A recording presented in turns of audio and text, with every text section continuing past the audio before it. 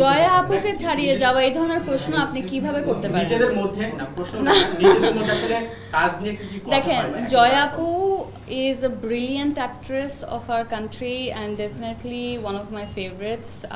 তার পাশে বসে থাকাও আমার কাছে মনে হয় আমি একটা ইনস্টিটিউটের পাশে বসে আছি because she is so inspirational and ওনার যেই ভিশন, যেই এনার্জি এবং যেই মোটিভেশন নিয়ে উনি প্রত্যেকটা কাজ করেন, দ্যাট ইজ ডিফারেন্ট লেভেল। এখানে আমার যেতে আরও অনেক বছর আসলে চলে যাবে, আদৌ যেতে পারবো কি না সেটাও একটা প্রশ্ন।